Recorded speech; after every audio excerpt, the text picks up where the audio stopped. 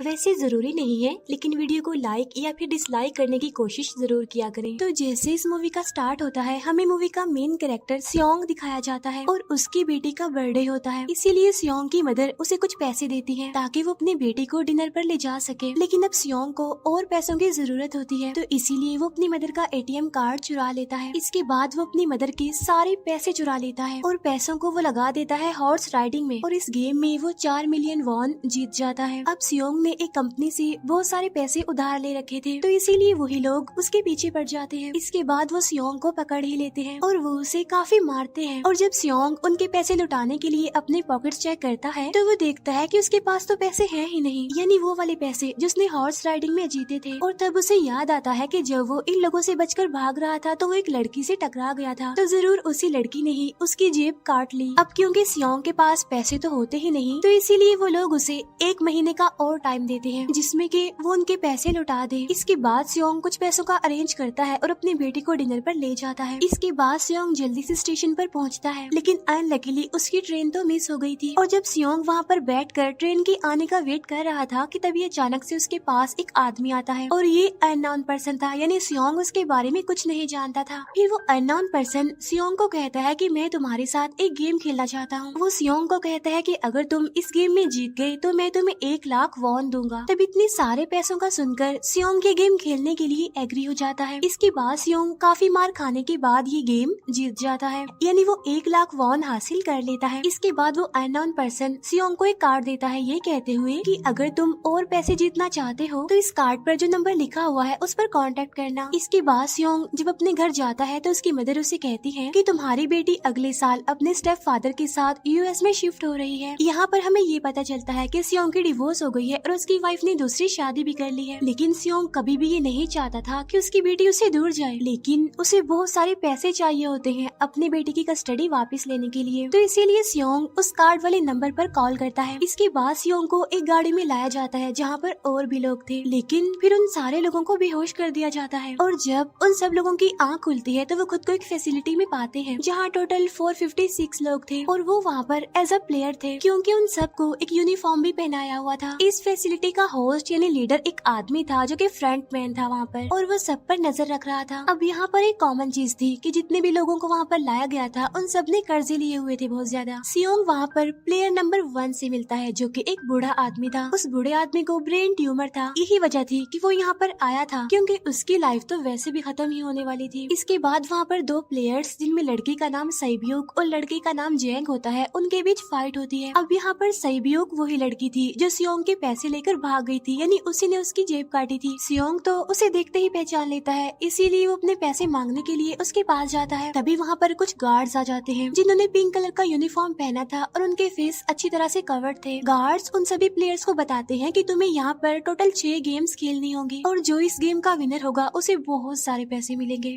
इसके बाद उन सबसे एक कॉन्ट्रैक्ट पर साइन करवाया जाता है और इस कॉन्ट्रैक्ट के 3 मेन रूल्स थे। पहला रूल ये कि कोई भी प्लेयर अपनी मर्जी से गेम को छोड़कर नहीं जा सकता। दूसरा रूल ये होता है कि जो भी प्लेयर खेलने से मना करेगा तो उस प्लेयर को एलिमिनेट कर दिया जाएगा, और उनके मुताबिक एलिमिनेट का मतलब क्या था ये तो हम आगे ही जानेंगे। गेम का तीसरा रूल ये था कि अगर मेजोरिटी इस गेम को खेलना नहीं चाहती तो वो इस गेम को छोड़कर जा सकते हैं। इसके बाद उन सबको गेम के लिए ले जाया जाता है। अब यहाँ पर सियोंग अपनी क्लासमेट सैंगवू से भी मिलता है जो कि उसे बचपन से जानता था। सियोंग उसे वहाँ पर देखकर काफी हैरान होता है क्योंकि वो तो किसी बिजनेस के लिए आउट ऑफ कंट्री चला गया था। अब पहले गेम के लिए वहाँ पर एक काफी बड़ी डॉल थी और इस गेम का रूल काफी सिंपल था, और वो ये था कि डॉल जब भी गाना गाएगी उन सबको आगे बढ़ना है, और जैसे ही वो गाना गाना बंद करेगी तो उन सबको रुक जाना है और मूव नहीं करना है, और अगर कोई हिल गया तो उसे एलिमिनेट कर दिया जाएगा। अब स्टार्टिंग में तो ये सब कुछ उन्हें किसी प्रैंक की तरह लग रहा था, लेकिन जब एक लड़का हिल जाता है तो उसे शूट करके मार दिया जाता है, और यही होता है एलिमिनेट का मतलब, यानी उन्हें मार दिया जाएगा। अब ये देखकर वो सारे लोग काफी घबरा जाते हैं और उन्हें पता चल चुका था कि वो खतरे में है, इसीलिए लोग डरते हुए पैनिक करते हुए इधर उधर भागने लगते हैं।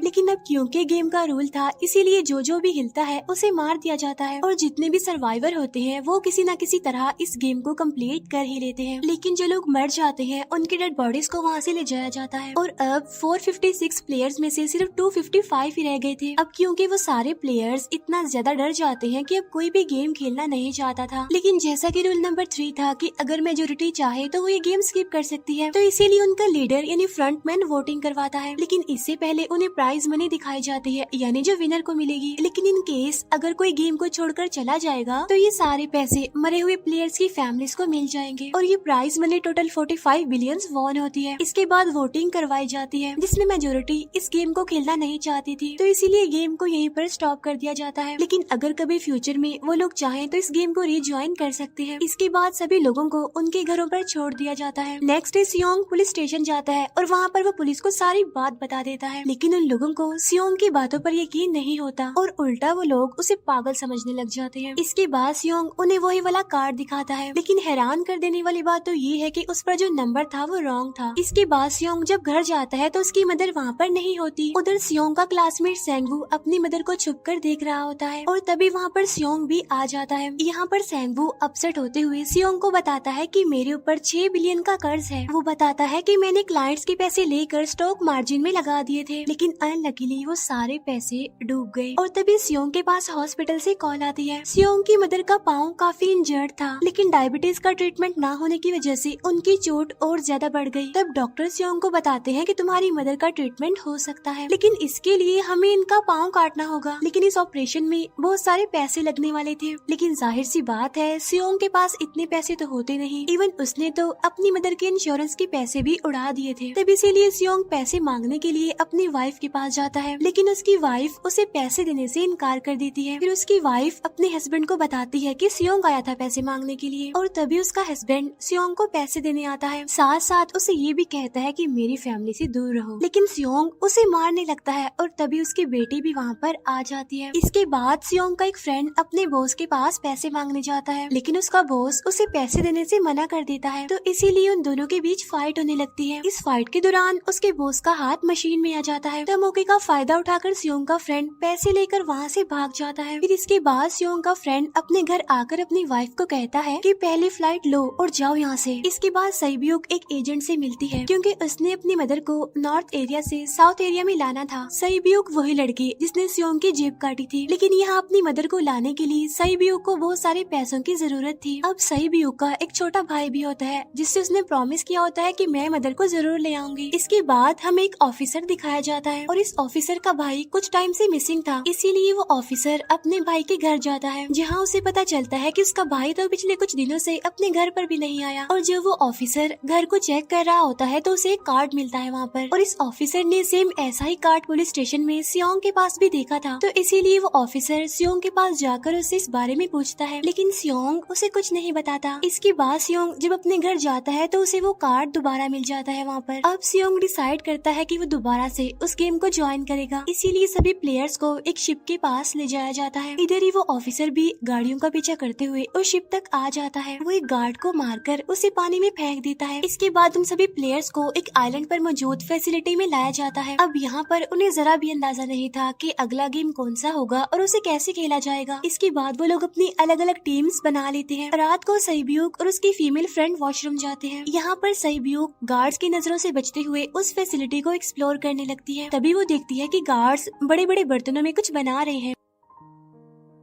लेकिन अब क्योंकि गार्ड्स को शक हो जाता है तो ये गार्ड वॉशरूम्स को चेक करने के लिए आता है, लेकिन तब तक सईब्यूक वापस आ चुकी थी। इसके बाद सईब्यूक अपनी फीमेल फ्रेंड को सारी बात बता देती है जो उसने देखा था, लेकिन यहाँ पर सेंगवू उन दोनों की बातें सुन लेता है और वो इस बारे में सईब्यूक से पूछता है, जिस पर सईब्यूक बताती है कि वो बड़े बड़े बर्तनों में कुछ पका रहे थे। इसके बाद उन सभी प्लेयर्स को प्ले ग्राउंड में लाया जाता है, जहाँ पर उनके सामने 4 शेप्स थी। 4 शेप्स में से उन्होंने किसी एक शेप को चूज करना था। अब यहाँ पर सेंगवू को पता चल जाता है कि गेम क्या है और क्या करना है हमें। सेंगवू सियोंग को बताता है कि सबने अलग अलग शेप्स को चुनना है। इसके बाद उन सभी को एक छोटा सा बर्तन दिया जाता है जिसमें की शेप्स बनी होती है। अब गेम उनकी ये होती है कि उन्होंने किसी तरह उस शेप को बाहर निकालना है बगैर डैमेज किए, लेकिन अगर शेप जरा से भी खराब हो गई तो उन्हें एलिमिनेट कर दिया जाएगा, यानी मार दिया जाएगा। अब यहाँ पर सेंगवू तो इजिली उस शेप को निकाल लेता है, लेकिन सियोंग इतना ज्यादा घबरा जाता है कि उसकी हालत खराब होने लगती है, लेकिन फिर वो किसी न किसी तरह करके इस गेम को भी जीत लेता है। इसके बाद उन सबको वापस से रूम में लाया जाता है। अब यहाँ पर 187 प्लेयर्स वापस आए थे, जिनमें से अब सिर्फ 108 ही रह गए थे। इसके बाद उन सबको खाने के लिए ले जाया जाता है, लेकिन खाने की वजह से जैंग की एक लड़के से फाइट हो जाती है, जहाँ पर जैंग उस लड़के को इतना ज्यादा मारता है कि वो मौके पर ही मर जाता है। इधर ही हम देखते हैं कि उन प्लेयर्स में से एक डॉक्टर होता है जो गार्ड्स के साथ मिलकर मरे हुए लोगों के ऑर्गन्स निकाल कर उन्हें चाइनीज को बेचने का काम करता है। इसीलिए जब भी डेड बॉडीज को ले जाया जाता है तो वो डेड बॉडीज को गायब कर लेते हैं, क्योंकि ये सब कुछ एक प्लान के अकॉर्डिंग चल रहा था, क्योंकि ये सारा कुछ फ्रंट मैन से छुप कर हो रहा था। यही वजह थी कि कंट्रोल रूम में भी उन्होंने अपना ही एक आदमी बिठाया हुआ था जो कि उन लोगों की सारी वीडियो फुटेज डिलीट कर देता था, और गार्ड्स तो डॉक्टर को गेम के बारे में पहले ही बता देते थे ताकि वो सरवाइव कर सके। यहाँ पर एक गार्ड उसी प्लेयर डॉक्टर को बताता है कि आज हमने प्लेयर्स को जानबूझकर खाना कम दिया है ताकि वो आपस में लड़ने लगे, जिससे होगा ये कि सारे वीक प्लेयर्स गेम से आउट हो जाएंगे। साथ ही गार्ड डॉक्टर को अपनी अगली गेम के बारे में बता देता है। अब 30 मिनट के बाद वहाँ पर लाइट्स ऑफ होने वाली थी। अब यहाँ पर सेंगवू को पता था कि सियोंग की टीम जरूर कोई उल्टा काम करेगी, इसीलिए वो उस टीम को अपने पास बुलाकर उन्हें रिलैक्स रहने के लिए कहता है। उधर वो जो डॉक्टर प्लेयर होता है वो जैंग की टीम में शामिल हो जाता है। यहाँ पर डॉक्टर जैंग को बता देता है कि अगला गेम क्या होने वाला है। इसके बाद लाइट्स ऑफ हो जाती है और जैंग अपनी टीम के साथ मिलकर बाकी सभी को मारने लगता है। जैंग एक लड़की को मारकर सईब्यू को मारने जाता है, लेकिन तभी सियोंग उसे बचा लेता है। इसके बाद गार्ड्स वहाँ पर आकर उन सभी को रोक लेते हैं और अब टोटल 80 लोग रह गए थे। इसके बाद उन सभी को तीसरे गेम के लिए ले जाया जाता है और यहाँ पर उन्हें 10-10 प्लेयर्स की एक टीम बनाने के लिए कहा जाता है, और वो लोग ऐसा ही करते हैं, अपनी अपनी टीम बना लेते हैं। अब क्योंकि जैंग को अगली गेम के बारे में पहले ही पता होता है, इसीलिए वो सईब्यू की फीमेल फ्रेंड को अपनी टीम में नहीं रखता और वो अपनी टीम में सिर्फ मर्दों को ही रखता है। इसके बाद सेंगवू भी अपनी एक टीम बना लेता है। अब क्योंकि उन्हें एक प्लेयर की जरूरत थी तो इसीलिए सईब्यू की फीमेल फ्रेंड उनके टीम में शामिल हो जाती है, और ये गेम असल में टग ऑफ वॉर का होता है, यानी उन्होंने अपने सामने वाली टीम को नीचे गिराना था। इसके बाद गेम स्टार्ट हो जाती है और जैंग की गेम बड़ी आसानी से इस गेम को जीत लेती है। इसके बाद बारी होती है सेंगवू की टीम की। तब प्लेयर नंबर 1 यानी वो बूढ़ा आदमी कहता है कि मैंने अपनी जिंदगी में बहुत सारी टग ऑफ वॉर्स खेल रखी है, इसीलिए उन सबको गाइड करता है कि इस गेम को कैसे जीतना है।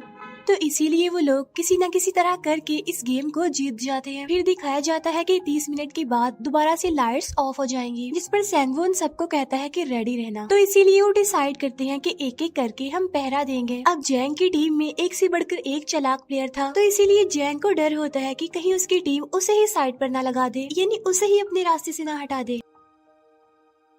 दूसरी तरफ डॉक्टर और गार्ड्स मिलकर डेड बॉडी की ऑर्गन्स निकाल रहे होते हैं और इन ऑर्गन्स को डिलीवर करने जाना था गार्ड नंबर 28 एंड 29। तब वो सभी एक डेड बॉडी के बारे में बातें करने लगती हैं जिसकी सिर्फ एक किडनी थी और वो उसे ज़ॉम्बी कह रहे थे। अब यहाँ पर जो गार्ड नंबर 29 था, यानी जिसने वो ऑर्गन्स डिलीवर करने जाने थे, वो कोई और नहीं बल्कि वो ऑफिसर था जो गार्ड के बेस में वहाँ पर आया था। और ये सब बातें सुनकर उसे शक होता है कि शायद ये लोग मेरे भाई की बात कर रहे हैं, क्योंकि उसकी भी एक ही किडनी थी। इसके बाद नंबर 28 और 29 यानी वो ऑफिसर ऑर्गन्स को डिलीवर करने के लिए चले जाते हैं। रास्ते में वो ऑफिसर नोटिस करता है कि टनल में तो बॉम्ब लगा हुआ है। तब नंबर 28 उसे बताता है कि जब हम यहाँ से बाहर निकलेंगे तो इस जगह को ब्लास्ट कर दिया जाएगा। अब यहाँ पर वो ऑफिसर नंबर 28 से और इन्फॉर्मेशन लेने की कोशिश करता है, इसीलिए नंबर 28 को उस पर डाउट होने लगता है, इसीलिए वो उस ऑफिसर को अपना फेस दिखाने के लिए कहता है। अब यहाँ पर वो ऑफिसर अपना फेस भी दिखा देता है, साथ साथ वो नंबर 28 पर गन पॉइंट भी कर देता है। साथ साथ वो ऑफिसर उससे एक किडनी वाले आदमी के बारे में पूछता है कि वो कौन है जिसे तुम ज़ॉम्बी कहते थे, जिस पर वो नंबर 28 उससे कहता है कि वो तो एक लड़की थी। अब यहाँ पर नंबर 28 उस ऑफिसर को कहता है कि तुम लीडर के रूम में जाकर सारी इन्फॉर्मेशन देख सकते हो, वहाँ पर सबका डाटा है। ये जानने के बाद वो ऑफिसर नंबर 28 को मार डालता है। उधर वो डॉक्टर गार्ड से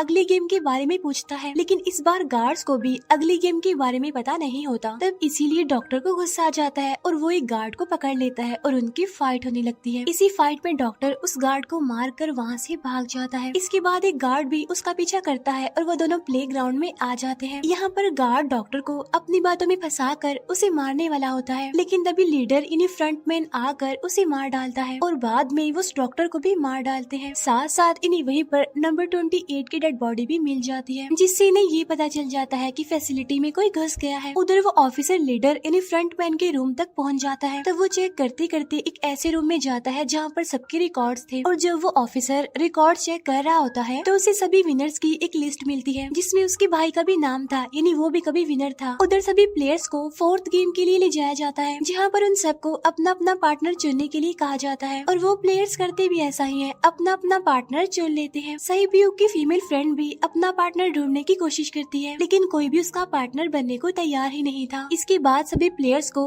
10-10 मार्बल्स दिए जाते हैं। असल में ये गेम ऐसी होती है कि एक प्लेयर को अपने पार्टनर से सारे मार्बल्स लेने होते हैं बगैर कोई जोर जबरदस्ती किए, और जो दूसरा पर्सन होगा यानी जिसके पास मार्बल्स नहीं होंगे उसे मार दिया जाएगा। फिर सैंगवू और सियोंग का फ्रेंड ऑड और इवन का गेम खेलते हैं, जिसमें कि उन्होंने गेस करना था कि सामने वाले के हाथ में कितने मार्बल्स हैं। अब यहाँ पर सियोंग का फ्रेंड सैंगवू के सारे मार्बल्स जीत जाता है, जिसकी वजह से लास्ट में सैंगवू के पास सिर्फ एक ही मार्बल बचता है। अब क्योंकि सैंगवू को पता चल चुका था कि अब वो बच नहीं पाएगा, इसीलिए वो सियोंग के फ्रेंड को अपनी बातों में फंसा कर उसे ये यकीन दिलाता है कि अगर हम में से कोई भी हार गया तो हारे हुए लोगों का मैच दोबारा करवाया जाएगा। अब यहाँ पर सैंगवू धोखे से सियोंग के फ्रेंड के सारे मार्बल्स चेंज कर देता है। इसके बाद सैंगवू मार्बल्स लेकर गार्ड को दे देता है और वहाँ से बाहर चला जाता है, और जब सियोंग का फ्रेंड मार्बल्स चेक करता है तो वहाँ पर पत्थर होते हैं। उधर प्लेयर नंबर 1 यानी उस बूढ़े आदमी की हालत खराब हो रही थी, इसीलिए वो तो इधर उधर घूम रहा था, लेकिन सियोंग किसी तरह उसे खेलने के लिए एग्री कर लेता है। अब यहाँ पर वो दोनों यानी वो बूढ़ा आदमी और सियोंग भी इवन आउट खेलते हैं। अब इनमें से वो बूढ़ा आदमी सियोंग के सारे मार्बल्स जीत जाता है, लेकिन लास्ट राउंड में वो बूढ़ा आदमी भूल जाता है कि उसने क्या चूज किया था। तो यहाँ पर सियोंग उसे बातों में फंसा कर उसके सारे मार्बल्स ले लेता है, लेकिन यकीन मानिए कि वो बूढ़ा आदमी काफी चालाक था। उसने एक मार्बल अपने पास ही रखा हुआ था और वो दोबारा से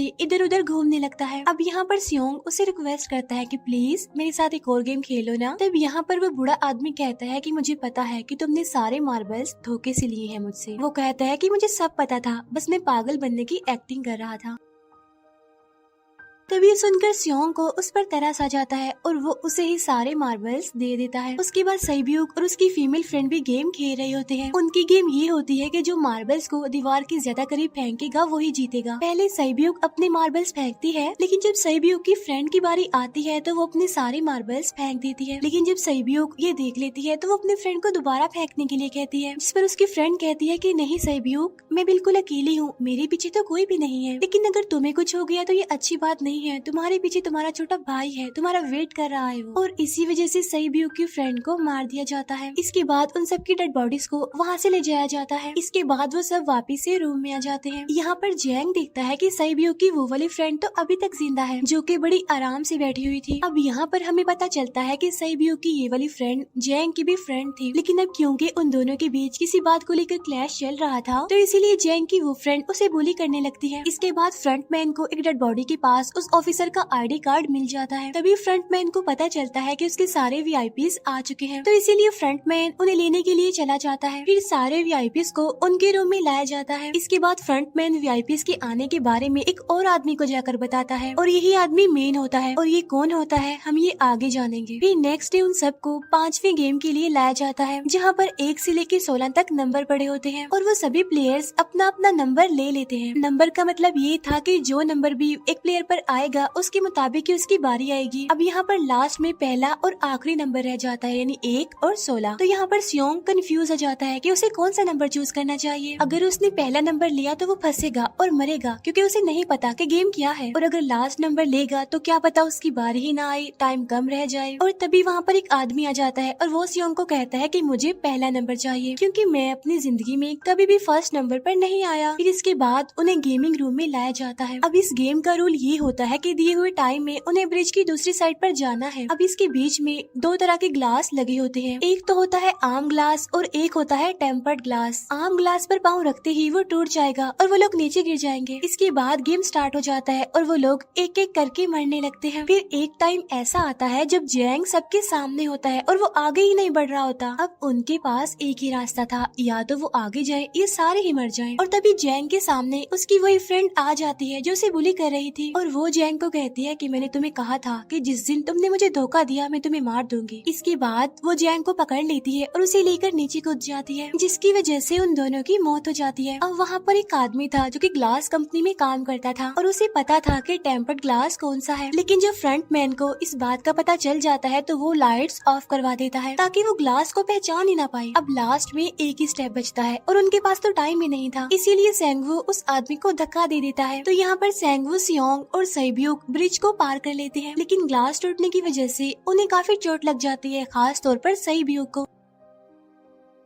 उधर उस ऑफिसर ने एक सर्वेंट को मारकर उसकी जगह खुद ले ली थी। अब एक वीआईपी को उस ऑफिसर पर शक होता है और वो उसे कहता है कि अपना मास्क रिमूव करो, लेकिन वो ऑफिसर कहता है कि ठीक है, लेकिन मैं अंदर जाकर अपना मास्क रिमूव करूंगा। इसके बाद वो ऑफिसर उस वीआईपी को लेकर अंदर चला जाता है। अंदर जाकर वो ऑफिसर उस वीआईपी को बेहोश कर देता है और इस बात का पता फ्रंट मैन को चल जाता है, इसीलिए फ्रंट मैन उसके पीछे जाता है और वो उस ऑफिसर को देख लेता है, इसीलिए वो ऑफिसर वहाँ से भागकर आइलैंड पर आ जाता है। फ्रंट मैन भी उसका पीछा करते हुए वहाँ पर आ जाता है। अब यहाँ पर वो ऑफिसर अपने सीनियर्स को कॉल करने की कोशिश करता है, लेकिन कॉल कट हो जाती है। फिर वो ऑफिसर उन्हें सारे सबूत भेजता है, लेकिन वहाँ पर नेटवर्क नहीं था। इसके बाद फ्रंट मैन ऑफिसर को पकड़ लेता है और उसे उनके साथ चलने के लिए कहता है, लेकिन वो ऑफिसर तो उस फ्रंट मैन पर गोली चला देता है। इसके बाद फ्रंट मैन अपना मास्क उतार देता है, तो वो ऑफिसर देखता है कि वहाँ पर कोई और नहीं बल्कि उसका अपना भाई है वो। इसके बाद ऑफिसर का भाई यानी फ्रंट मैन उसे शूट कर देता है और वो जाकर पानी में गिरता है। उधर ग्लास लगने की वजह से सैब्यूक काफी इंजर्ड हो गई थी और उसका बहुत सारा खून भी बह रहा होता है। इसके बाद तीनों सर्वाइवर्स को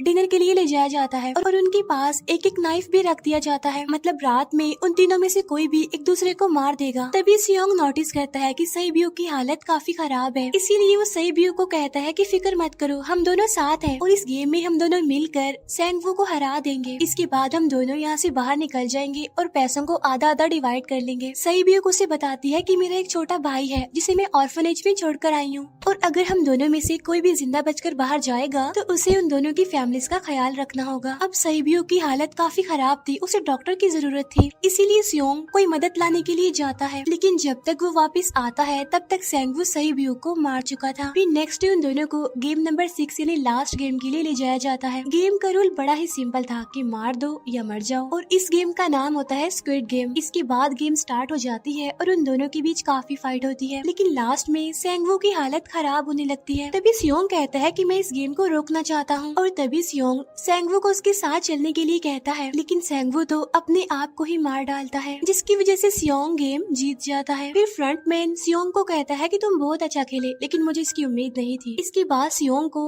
उसके घर पर छोड़ दिया जाता है और उसके पास एक एटीएम कार्ड भी था, और जब सियोंग उस एटीएम कार्ड को जाकर चेक करता है तो वो दिखता है कि सारे पैसे उसके अकाउंट में भेज दिए जाते हैं। इसके बाद सियोंग अपने घर जाता है, लेकिन तब तक उसकी मदर की डेथ हो जाती है। इसके बाद हमें 1 साल बाद का सीन दिखाया जाता है, जहाँ पर हम देखते हैं कि सियोंग की हालत काफी खराब हो गई है, यानी वो अब काफी नशा करने लग गया है और उसने अब तक उन पैसों को हाथ तक नहीं लगाया। एक दिन एक फूल बेचने वाली औरत सियोंग के पास आती है और वो उसे सेम वैसा ही कार्ड देती है जिसमें एक एड्रेस लिखा हुआ था, और फिर सियोंग उस एड्रेस पर जाता है, जहाँ पर उसे पता चलता है कि ये सारा किया धरा किसी और का नहीं बल्कि उस बूढ़े का है, प्लेयर नंबर 1 का, और वो अभी भी जिंदा है। यहाँ पर वो बूढ़ा आदमी सियोंग को बताता है कि मैं अपनी लाइफ से बोर हो चुका था और ये सारी गेम मैंने अपने क्लाइंट्स के साथ मिलकर बनाई ताकि मैं लोगों को मरता हुआ देखकर एंजॉय कर सकूं, लेकिन हाँ, हमने किसी को मजबूर नहीं किया था ऐसा करने के लिए, और मैंने गेम में इसीलिए पार्टिसिपेट किया क्योंकि गेम देखने से ज्यादा उसे खेलने में मजा आता है। वो कहता है जो पैसे तुम्हारे पास है वो मेरे ही हैं, और ये कहते ही उस बूढ़े आदमी की मौत हो जाती है। इसके बाद सियोंग सैब्यूक के छोटे भाई के पास जाता है और उसे लेकर वो जाता है सेंगवू की मदर के पास, और वो सेंगवू की मदर को कहता है कि इस बच्चे का ख्याल रखना, साथ साथ वो उसे एक बैग भी देता है जिसमें बहुत सारे पैसे होते हैं। इसके बाद सियोंग स्टेशन पर जाता है, जहाँ पर उसे वही अननोन पर्सन मिलता है जो कि उसे मूवी के स्टार्ट में भी मिला था। यहाँ पर सियोंग उसका पीछा भी करता है, लेकिन तब तक वो भाग चुका था। फिर सियोंग उस कार्ड वाले नंबर पर कॉल करता है और वो पूछता है कि तुम लोग कौन हो